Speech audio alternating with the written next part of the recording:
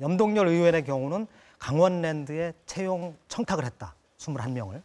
그래서 강원랜드가 그 21명을 채용하기 위해서 합격자 21명의 점수를 깎았다.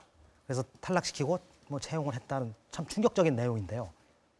이 집권 여당, 민주당에서 이걸 부결을 시키는데 동참을 했습니다.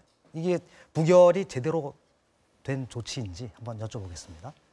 개인적으로는 상당히 좀 아쉽습니다. 방금 말씀하셨던 것처럼 범죄 혐의가 굉장히 중하고 국민적으로도 굉장히 분노할 만한 행위였음에도 불구하고 제대로 이제 체포동의안 처리가 안 됨으로써 수사 전체의 진행에도 앞으로 좀 어려움이 있을 것 같은 상황이 돼버렸습니다. 국회의원의 한 사람으로서 대단히 죄송스럽다는 말씀 좀 드리겠고요.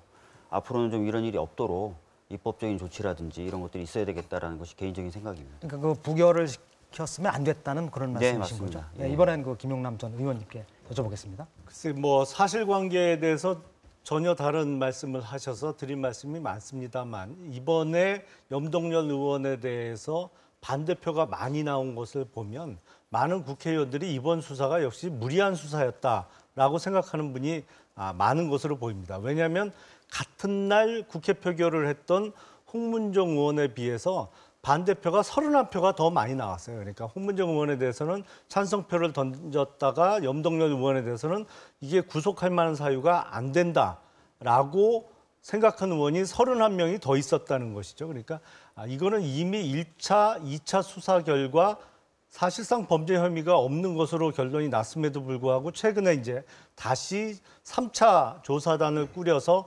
구속영장까지 친 것이 법리적으로는 이제 범죄 성립이 어려운 걸 검찰이 너무 무리한 수사를 하고 있다라고 판단한 것으로 보입니다. 네, 부결이 당연하다 그런 말씀이시고요. 법률가이신 최강욱 변호사님은 어떻게 보십니까? 그 의원들께서 수사가 무리한 거였다 판단해서 이제 이걸 부결시켰다라고 보시는 것 같은데 그만큼 국민들의 생각과 의원들의 생각이 동떨어져 있는 증거라고 저는 생각했습니다. 그러니까 과거에 강원랜드와 관련한 취업 비리 또 취업 청탁과 관련해서 담당 수사검사가 내용을 다 얘기한 적이 있었고 그다음에 국민적 의혹으로 제기된 바가 있고 강원랜드 내부 사정을 제가 개인적으로 전해드릴 그 기회가 있었는데 그때 강원랜드 내부에 아예 이 사람은 누구 추천으로 누구 청탁으로 들어온 사람이라는 게 다 정리가 돼 있는 상황이었다고 합니다. 그럼 그런 상황에서 국회의원들 특유의 어떤 동업자 정신 내지는 공범자 의식이 발동했는지는 모르겠으나 지역구 의원이 지역구민 취업 청탁하는 게 잘못한 것이냐? 나도 했는데 그러면 나도 집어넣어야 된다는 말이냐? 뭐 이런 식으로 생각하지 않는 한 이런 일은 있어서는 안 될 일이라고 생각하고요.